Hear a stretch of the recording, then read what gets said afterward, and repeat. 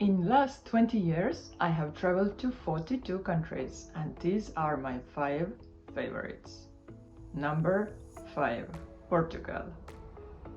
I remember when I got to Portugal and I had this instant feeling of being at home.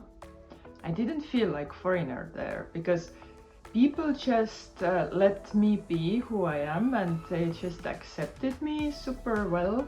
And at the same time, whenever I looked little bit like I needed help, I don't know how Portuguese people can detect if you need help or not, but instantly I had at least one person coming up to me and offering help, which and they did it in such a beautiful way that I didn't feel bad about it or anything.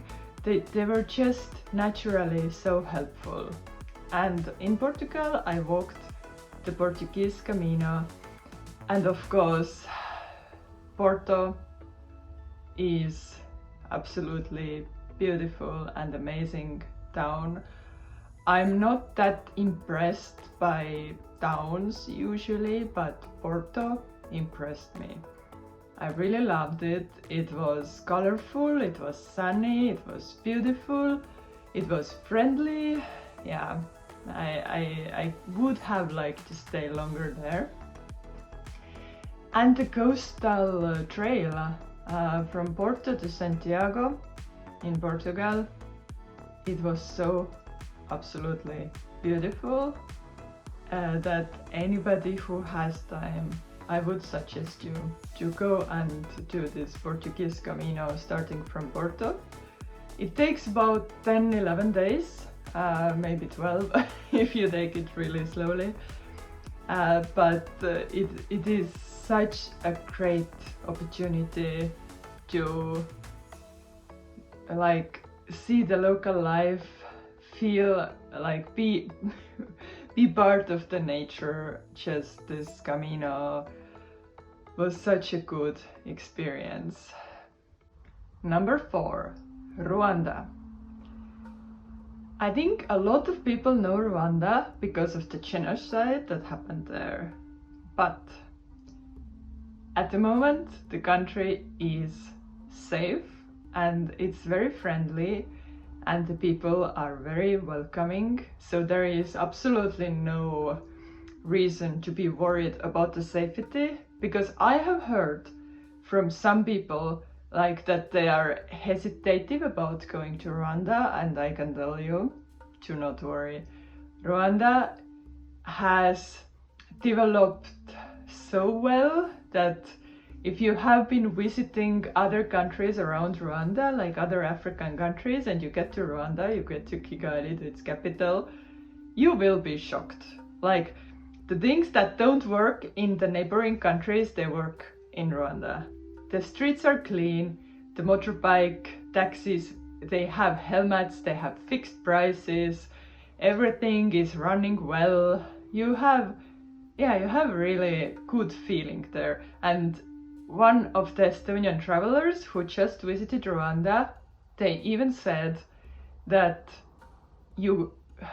there are very few capital towns in Europe that could even compare to Rwanda when it comes to the cleanliness.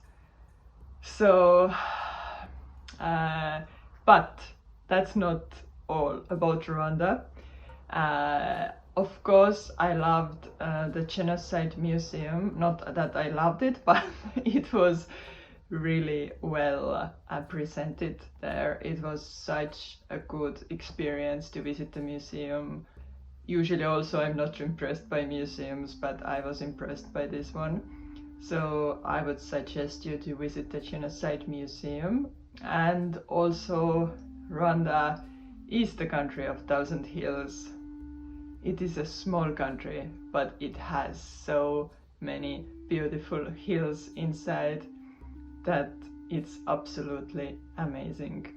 And also one thing which I loved about Rwanda was how friendly people are to each other.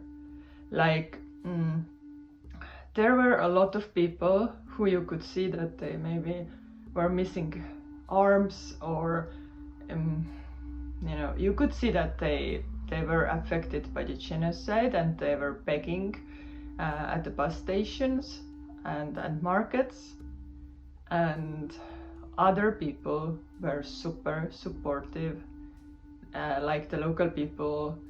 They gave them money and they supported them, and you could see that everybody just wants to move past from this past.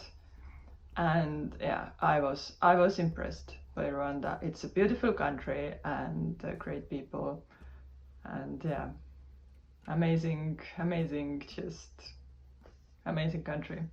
Number 3, USA.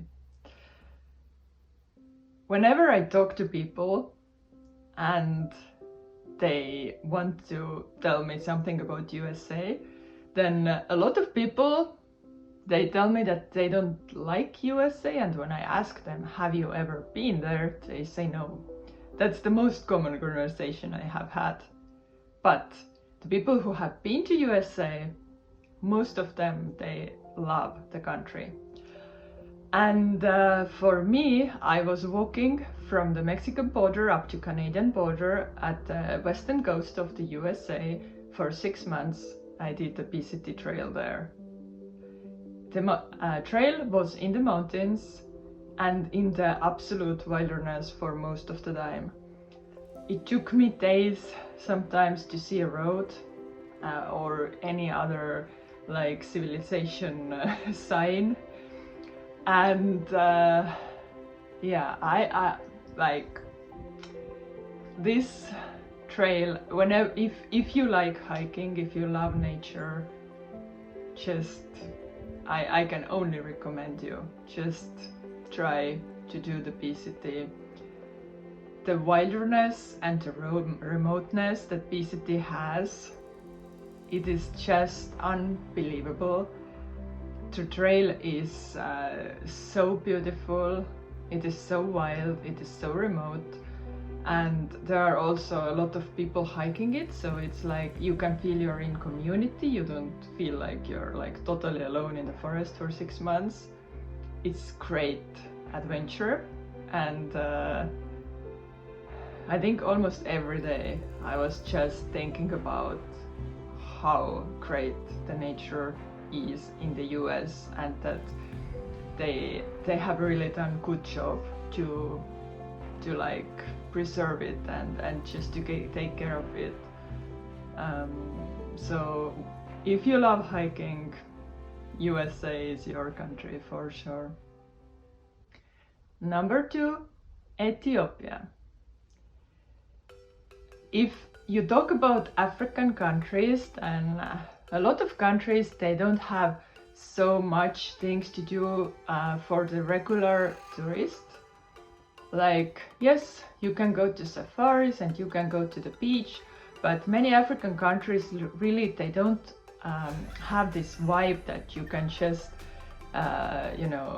drive around and explore different towns and see different sites. And yeah, of course, Morocco is perfect for that.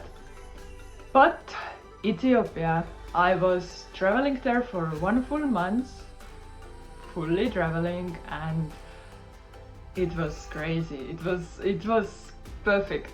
Like in Ethiopia, you can find like sites or interesting places, and you can actually be a tourist there. Like the backpacking is really great in Ethiopia, and they also have very good buses, really comfortable buses for the longer distances, and of course they have flights if you want to take. Like the places in Ethiopia and the nature, it's just worth to discover, and Ethiopian people are absolutely beautiful, and they are somehow a little bit different than most of the Africans who I have met, and they also like to say that they're different. And of course the Lalibela site in Ethiopia is quite famous, and yeah, do not miss it. It was amazing. The mountains, Seaman Mountains, one of the most beautiful places I have ever visited in my life. And all the Axum down, just, you know, just go and explore. Ethiopia is worth to be explored. Number 1, Faroe Islands. I went to Faroe Islands by ferry from Denmark, and I just actually had a short stop there on my way to Iceland. The ferry to Iceland took like 3 days or like 2.5, 2 nights, and when I woke up one morning I was on Faroe Islands, and we had a break there for like half a day, and we could go and explore. And I can tell you, after I got to Iceland, after Faroe Islands, after being in Faroe Islands, the only thing I could think about was how beautiful are Faroe Islands. Because Iceland I think it would have impressed me if I would have been there without visiting Faroe Islands. But Faroe Islands, they are just these green, small islands rising straight from the ocean in middle of nowhere. And to go there by ferry, I think it's like one of my most amazing experiences. Just the remoteness, the beauty, the everything. So what else can I say? If you have an opportunity, take a ferry to Faroe Islands. You will not regret. It will be an experience.